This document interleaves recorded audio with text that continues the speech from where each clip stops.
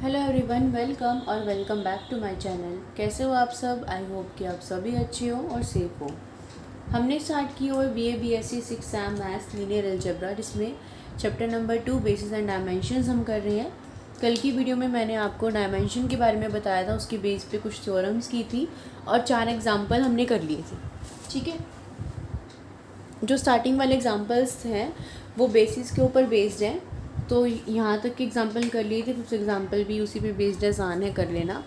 यहाँ वाला एग्जांपल देखो, इसमें क्या चेंजेस हैं।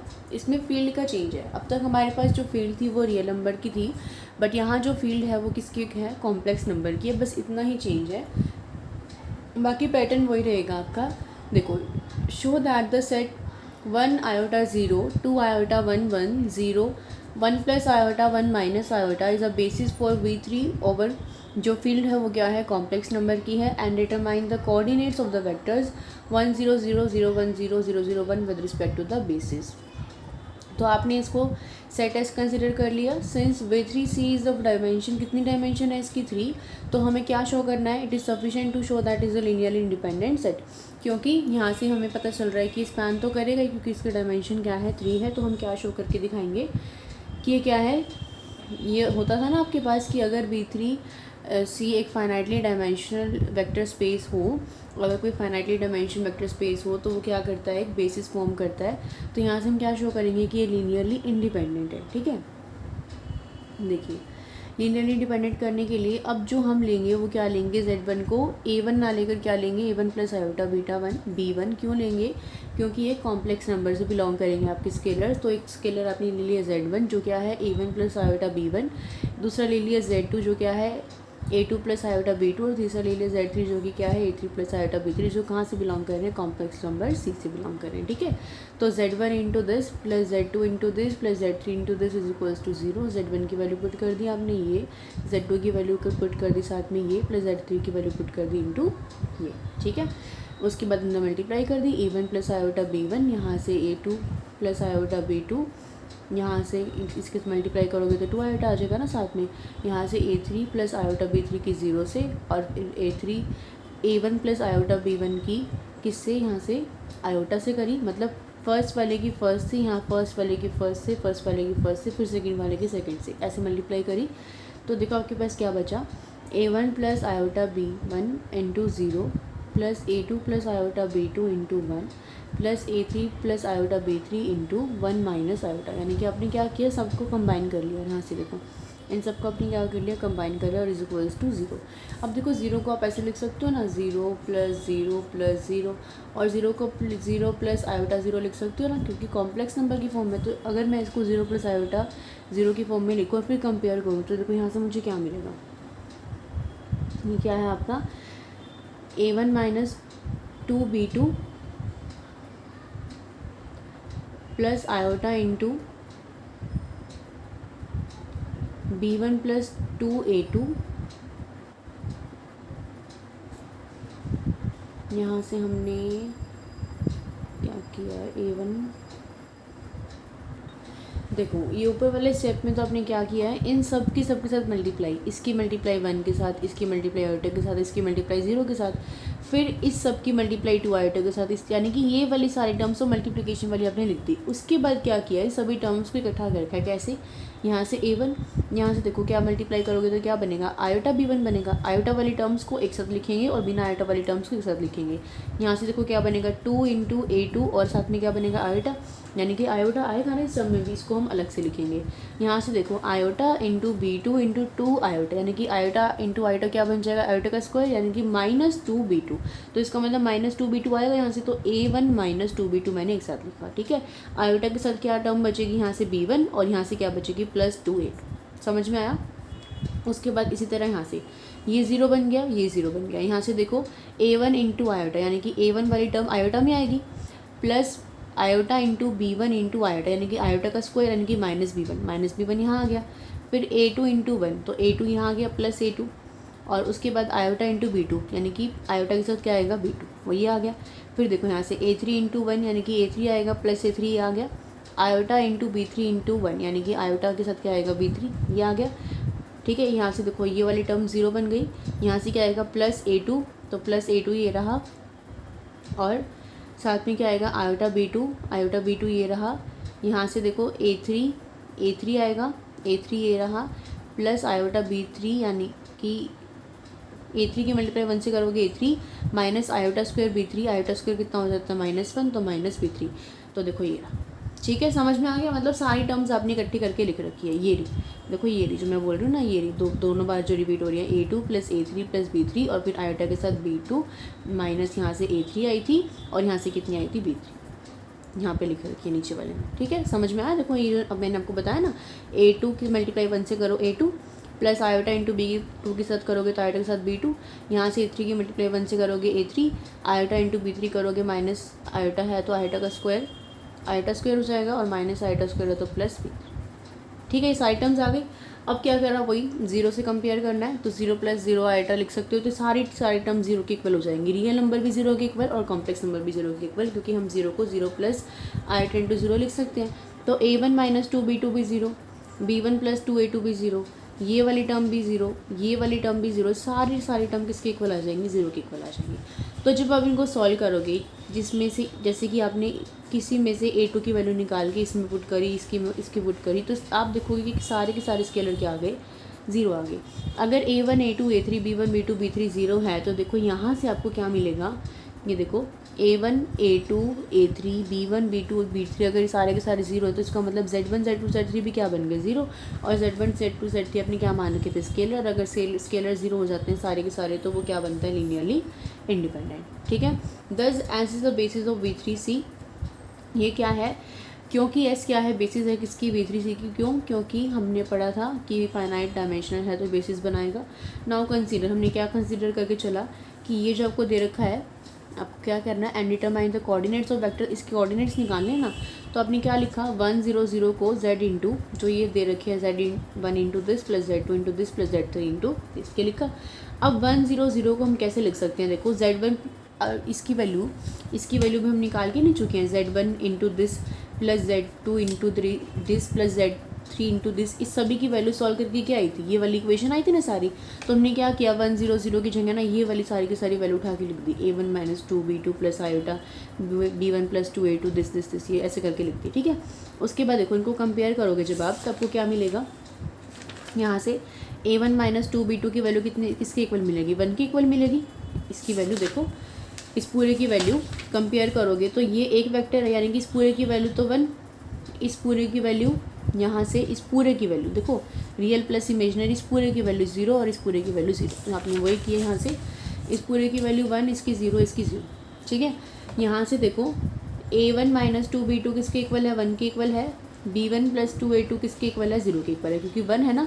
रियल और इमेजनरी पार्ट अगर आप कंपेयर करोगे तो इमेजनरी तो कुछ है नहीं, तो सिर्फ रियल पार्ट किसके इक्वल है, 1 के इक्वल, इमेजनरी पार्ट 0 के इक्वल। ऐसे ही यहाँ पे 0 है तो रियल भी 0, इमेजनरी भी 0, यहाँ पे भी रियल भी 0 और इमेजनरी भी 0।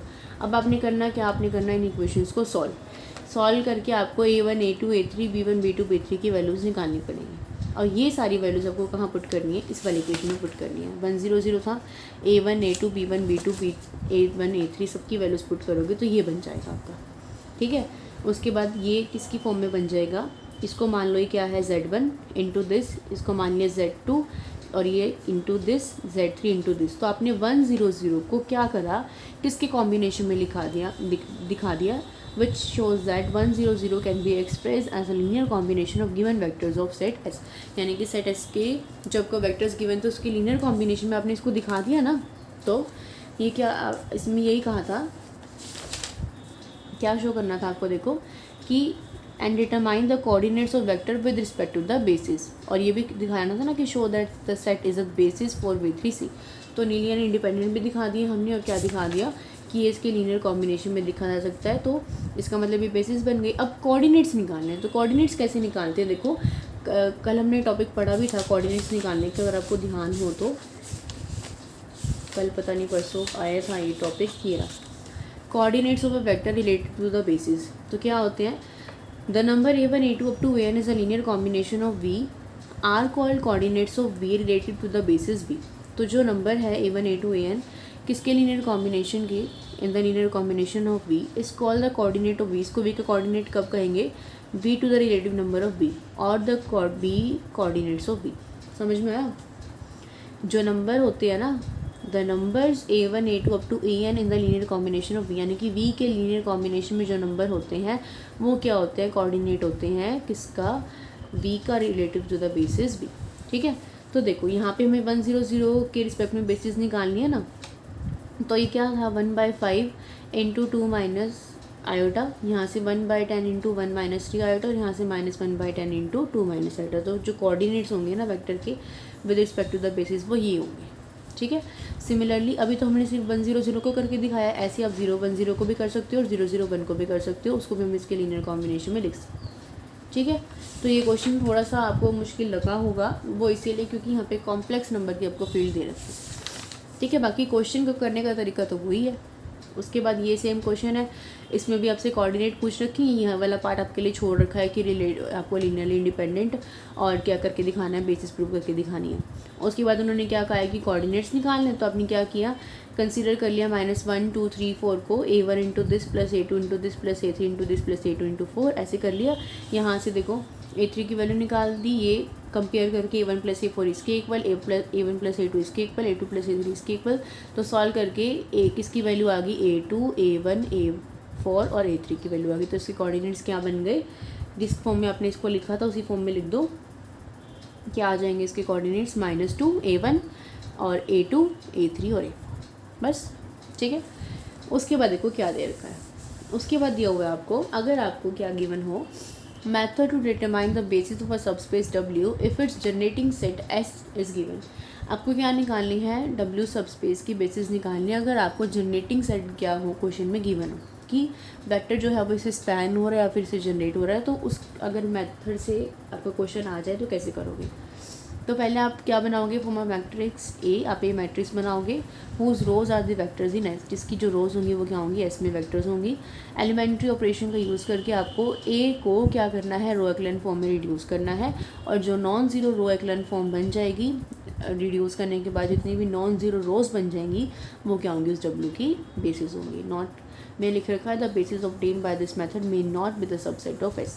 इस मेथड से जो आप बेसिस अपॉइंट करोगे वो ज़रूरी नहीं है कि एस का सबसेट भी हो। ठीक है, सिंपल सा है। देखो, determine a basis of a subspace span by the vector this, यानी कि आपको क्या दे दिया, जनरेटिंग सेट दे दिया -3 1 2 और वेक्टर स्पेस क्या दे दिया, ये दे दिया। तो सबसे पहले उससे क्या कहा था कि आपको क्या बनानी है, ए मैट्रिक्स बनानी है जिसकी रोज़ क्या होंगी, एस में वेक्टर्स होंगी। ठीक है, तो क्या लिखोगे, -3 1 2 0 1 3 2 1 0 1 1 0। उसके बाद हमें क्या करना है, इसको रिड्यूस करना है, एलिमेंट्री ऑपरेशन लगा के रो एक्लन फॉर्म बनानी है। तो उसके लिए हमने जो सबसे छोटी वाली ये 1 1 1 थी ना, इसको हम सबसे ऊपर लेके आए। तो हमने क्या किया, R1 और R4 को एक्सचेंज कर दिया, 1 1 1 0 1 3 और 2 -1 -3 1 और 2। अब हमें क्या करना है, 0 बनाना है। तो देखो ये तो 0 है ही, इन दोनों को 0 बनाना है। तो 2 को 0 कैसे बना सकते हो, जब 2 में से 1 को माइनस करोगे, यानी कि R3 पे क्या ऑपरेशन लगाओगे, R3 - 2 R1। तो चल रहा है आपको देखने से ही।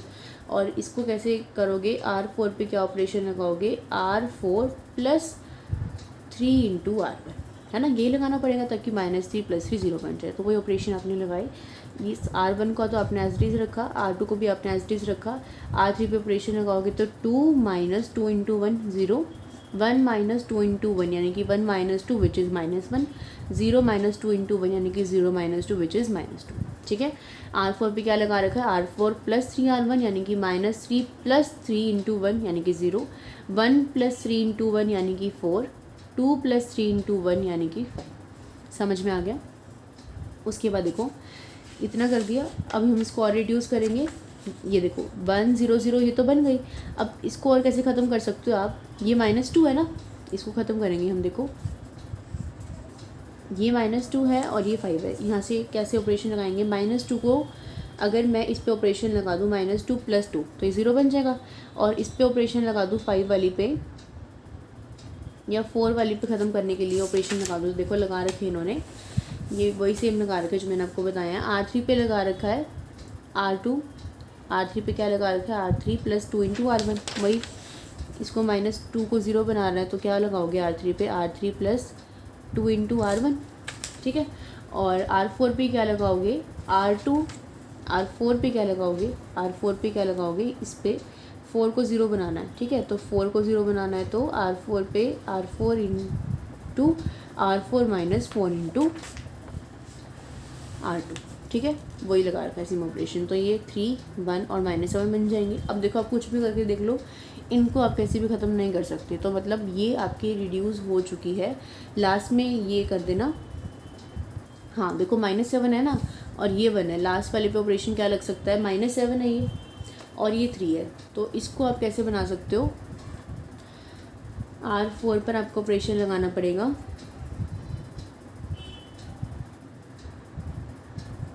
7 अगर इंटू, हाँ ठीक है, देखो -7 है ना ये, और ये आपकी 1 है, ये -7 है और ये 1 है। तो इसको 0 बनाने के लिए क्या करो, -7 + 7 करोगे। वो कैसे बनेगा, -7 क्या है, R4 है, मैंने कहा +7 करना है, तो 7 तो है नहीं, तो 7 को लिखो और 7 इंटू 1 करना मतलब कि 3। तो R4 पे क्या ऑपरेशन लगा दो, R4 + 7 इंटू 8। तो ये देखो इस पे तो इफेक्ट नहीं पड़ेगा क्योंकि यहाँ पे 0 है, यहाँ भी 0, तो ये -7 + 7 करोगे तो ये 0। तो अब आपकी क्या होगी, ये रो एक्लन फॉर्म में रिड्यूस होगी। तो देखो उसने क्या कहा था, जो नॉन ज़ीरो आपकी बचते कोई था ना, the non zero rows of row echelon form are the basis of W। तो देखो ये वाली तो 0 है, तो नॉन ज़ीरो रोज कितनी है, 3। तो इसका मतलब इसकी जो डायमेंशन आ गई वो कितनी आ गई, 3। ठीक है, समझ में आ गया। उसके बाद एक और मेथड दे रखा है, लेकिन एग्जाम में देखो आपको ये तो लिखा नहीं आएगा कि कौन से मेथड से करना है।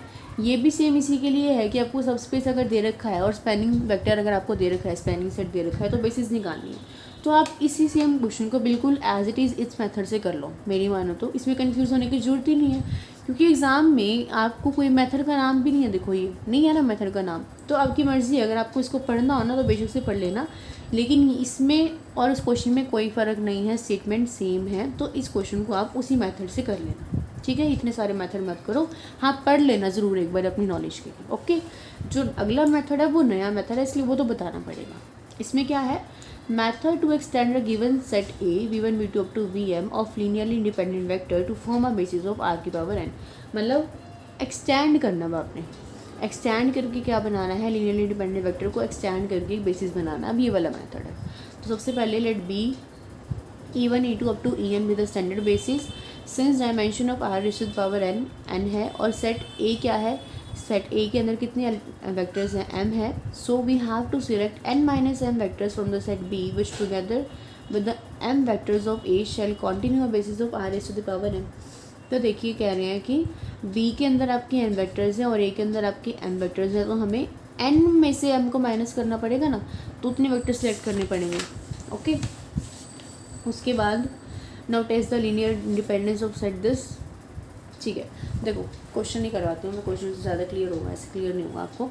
देखो क्या दे रखा है, extend the set of vectors this to form a basis of R⁵। इस तरह के क्वेश्चन आ सकते हैं, क्योंकि एक्सटेंड करने का आ गया ना, इसमें अलग कंसेप्ट है।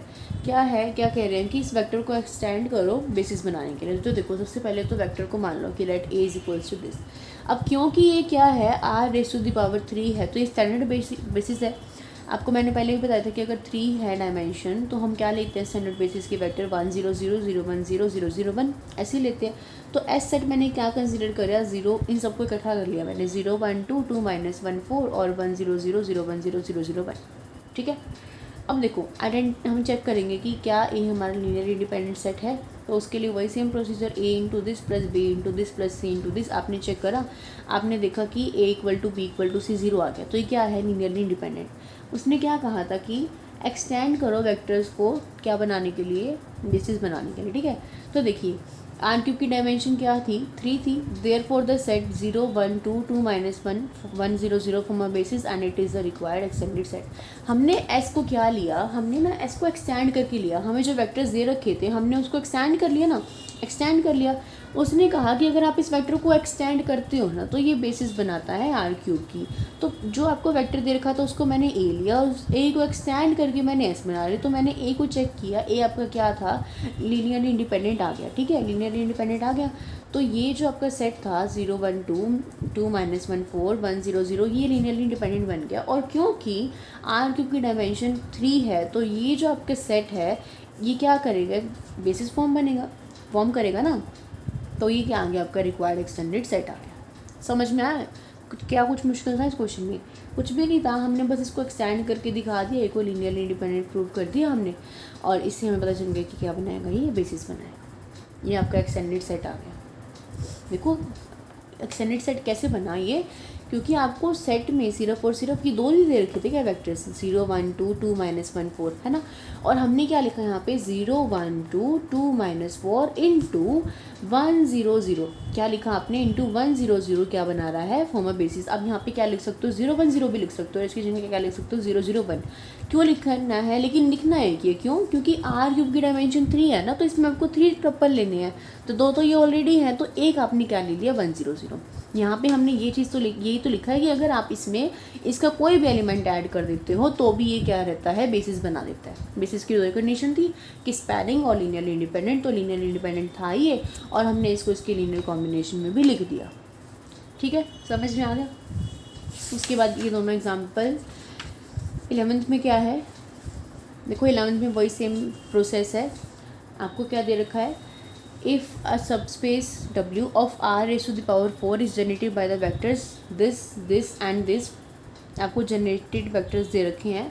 Find a basis and dimension of W, basis निकालनी है, W की डायमेंशन निकालनी है, और extend the basis to get a basis of R raised to the power 4, extend करना है। तो पहले तो जनरेटिंग वाला मेथड लगाएंगे, इसको हमने इसमें लिख लिया मैट्रिक्स में, ऑपरेशन लगा के रो एक्लन फॉर्म बना दी, और नॉन ज़ीरो जो आई वो हमने बता दिया कि इसकी क्या है, डायमेंशन है। ठीक है, बेसिस बता दी हमने, बेसिस क्या होती है, ये बेसिस ही तो होती हैं। अगर आपको ऐसे आ जाए क्वेश्चन और बेसिस पूछ लें, तो बेसिस का मतलब यही होता है 1 -2 5 3 0 7 -9 और 2, यानी कि जो नॉन ज़ीरो होते हैं ना आपकी रोज़, उनके जो ये एलिमेंट्स होते हैं वो बेसिस होती हैं, और डायमेंशन क्या होती है, जितनी नंबर ऑफ रोज़ हैं। ठीक है, एक्सटेंड वाले में आपको R raised to the power 4 में कितनी डायमेंशन है, 4 है, तो आपने क्या किया, let us consider the other 2 vectors, क्योंकि R raised to the power 4 है तो वेक्टर्स को इस तरह कंसीडर करना पड़ेगा, 0 0 1 0 0 0 0 1। ठीक है, आप इसको ऐसे भी कर सकते थे 1 0 0 0, लेकिन इसमें इन्होंने कैसे कर रखा है 0 0 1 0 0 0 0 1, मतलब 1 को पहले फर्स्ट पोजीशन पे, 1 को फिर सेकंड पोजीशन पे, 1 को फिर थर्ड पोजीशन पे, 1 को फिर फोर्थ पोजीशन पे, ये 4 वेक्टर्स बनते हैं ना रेज़ टू द पावर 4 में, बट इन्होंने कंसिडर कर रखे हैं। तो ऑब्वियसली इन्होंने क्या लिखा, ये जो दो सेट थे आपको दे रखे थे, ये जो भी आपकी बेसिस बनी, क्योंकि इन्होंने कहा है ना also extend this basis to get a basis of R raised to the power 4, तो जो आपकी बेसिस बनी है ना, इसको आपने एक्सटेंड करना है। तो ये बेसिस और साथ में ये दोनों क्या बनेंगे, लीनियर इंडिपेंडेंट। क्यों बनेंगे लीनियर इंडिपेंडेंट, क्योंकि लीनियर इंडिपेंडेंट को चेक करने का तरीका मैंने आपको बताया था कि इसका डिटर्मिनेंट क्या आ रहा है, नॉन जीरो आ रहा है, और ये नो एक्लियर मैट्रिक्स है, तो ये लीनियर इंडिपेंडेंट है ही। तो बेसिस इसकी क्या बन गई, ये दोनों वेक्टर्स ले लो साथ में, और साथ में इन दोनों को ले लो बस, क्योंकि R raised to the power 4 थी तो दो ही आपको वेक्टर्स लेने थे, तो ये क्या बन गई, स्टैंडर्ड बेसिस बन गई। बस क्या करना होता है स्टैंडर्ड बेसिस के लिए, जो बेसिस है और जो वेक्टर है उसके साथ जो आप वेक्टर ले लेंगे उसके साथ वो लीनियरली इंडिपेंडेंट होना चाहिए। बस ठीक है, समझ में आ गया। उसके बाद देखो, determine the basis of row space for the matrix this, also find the dimension of row space for the matrix this। Operation लगाने हैं, ऑपरेशन लगाने के बाद नॉन ज़ीरो रोज़ जितनी होंगी वो क्या बन जाएंगी आपकी, ये देखो 1 3 -1 2 0 11 -4 -3 क्या बन जाएंगी आपकी, बेसिस बन जाएंगी। और क्या पूछा है, find the dimension of raw space, dimension इसकी क्या आ जाएगी, 2 आ जाएगी। बस ठीक है, कर लोगे। इसमें क्या है, find the dimension of the vector space Q into √2 over Q। तो देखो Q इंटू √2 कब कैसे लिखोगे, रेशनल नंबर है, A + B इंटू √2 लिखोगे। ठीक है, जहाँ से A और B क्या है, दोनों Q से बिलोंग कर रहे हैं। आपने कोई भी सेट कंसिडर कर लिया जिसमें A की कोई भी वैल्यू डाली 1 और साथ में B के साथ √2, यानी कि अगर B को भी आप 1 लिखोगे तो ये क्या बन जाएगा, √2। ठीक है, अगर X बिलोंग कर रहा है Q इंटू √2 से आर्बिट्रेरी, तो X को मैंने क्या लिखा, A + B √2 is equals to 1 into A + B into √2, यानी कि मैंने X इसमें से बिलोंग करा और इसकी फॉर्म में इसको लिखा, जहाँ पे A और B क्या है, Q से बिलोंग कर रहे हैं, और 1 और √2, ये 1 और √2 दोनों क्या लीनियर इंडिपेंडेंट है। दस S is a basis, S क्या होगी, एक बेसिस होगी क्योंकि लीनियर इंडिपेंडेंट भी है, और X आपने कोई आर्बिट्रेरी एलिमेंट लिया और उसको इन दोनों के लीनियर कॉम्बिनेशन में लिख दिया बस, और इसकी डायमेंशन क्या हो जाएगी, 2। कुछ भी नहीं है क्वेश्चन में, ऐसे क्वेश्चन रहने देना, बेशक से छोड़ देना। ठीक है, समझ में आ गया कॉन्सेप्ट, कुछ भी मुश्किल नहीं था आज की वीडियो में। अगर आपको कल वाला कॉन्सेप्ट समझ में आ गया है तो अब देखो आगे क्या रह गया, ये इंपॉर्टेंट नहीं है, ये मैं नहीं करवा रही। आइडेंटिकल स्पेसिस, ये नहीं करना आपने। एग्जाम्पल चाहो तो बेशक से पढ़ लेना, समझ में आए तो आपको, लेकिन जो इम्पोर्टेंट है ना वो ये है, लीनियर सम की जो थ्योरम है ना ये इम्पोर्टेंट है, ये करवाऊँगी मैं, ठीक है। बस एक इम्पॉर्टेंट टॉपिक रह गया, उसके बाद आपका चैप्टर नंबर 2 ख़त्म। आप देख लो, इसमें एक्सरसाइज के क्वेश्चन नहीं आते हैं, मैं ये चीज़ बार बार रिपीट कर रही हूँ। जो आते होंगे वो उसमें जो रिपीट होंगे ना आपको अलग से पता चल जाएगा, वरना इसमें थ्योरम्स और एग्जांपल्स ही आते हैं। और अगर इन केस क्वेश्चन आ भी जाता है तो आपने एग्जांपल्स की अगर प्रैक्टिस कर रखी है ना, तो एक्सरसाइज के क्वेश्चन में सिर्फ और सिर्फ स्टेटमेंट चेंज होती है, डिजिट चेंज होती है, बाकी पैटर्न वही सेम रहता है। तो इस बुक की तैयारी आप आसानी से कर सकते हो। तीनों मैथ में से सबसे स्कोरिंग और सबसे आसान बुक यही है, ठीक है।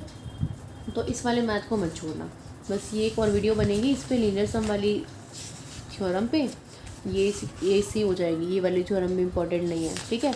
उसके बाद एग्जांपल्स लगाने हैं बस आपको 1-2, सेकंड चैप्टर कंप्लीट हो जाएगा। उसके बाद थर्ड चैप्टर में तो एक एक्सरसाइज है, बिल्कुल छोटा सा चैप्टर है। क्वेश्चन स्पेस के बारे में 3 एक्सरसाइज के क्वेश्चन हैं और 3 अपने एग्जाम्पल है, बिल्कुल छोटा सा चैप्टर है। और फिर हमें 4th भी करना है, 5th भी करना है। मैं सोच रही हूँ साथ में आपको 10th चैप्टर भी शुरू करवा दूँ। 10th चैप्टर है ना वो आसान है, और ऐसा भी नहीं है कि इन चैप्टर से इनका कोई लिंक है, आपको समझ में नहीं आएगा, ऐसा कुछ नहीं है। ईजिली समझ में भी आ जाएगा वो आपको। मैं देखती हूँ, क्योंकि इसमें आपकी फर्स्ट, सेकंड, थर्ड की फर्स्ट यूनिट है, तो फर्स्ट, सेकंड, थर्ड तीनों हो जाएंगे आपके। 4th, 5th भी होंगे, सेकंड यूनिट कंप्लीट हो जाएगी। 6th देखूँगी मैं करवाऊँगी या नहीं करवाऊँगी। फिर हम ऐसे कर लेंगे, 4th यूनिट कर लेंगे, हम ऐसे करेंगे, फर्स्ट, सेकंड और 4th यूनिट कर लेंगे, इसको छोड़ देंगे इस वाले पार्ट को। तो इसीलिए मैं सोच रही हूँ कि 10th चैप्टर करवा दूँ, आसान है 10th चैप्टर, मतलब साथ 10th चैप्टर को हम ले लें, ठीक है। उसके बाद 11th चैप्टर रह जाएगा आपका। पेपर आने वाले हैं ना आपके जल्दी जल्दी, तो जल्दी जल्दी कराना पड़ेगा सिलेबस, एकदम से आगे एग्ज़ाम्स आपके। कोई बात नहीं, all the very best all of you. अपनी पढ़ाई अच्छे से करना, अच्छे एग्ज़ाम देना, और आपके फ्यूचर के लिए भी ऑल द वेरी बेस्ट। जिस भी फील्ड में आप जाओ उसमें बहुत अच्छा करना, ठीक है। Bye bye.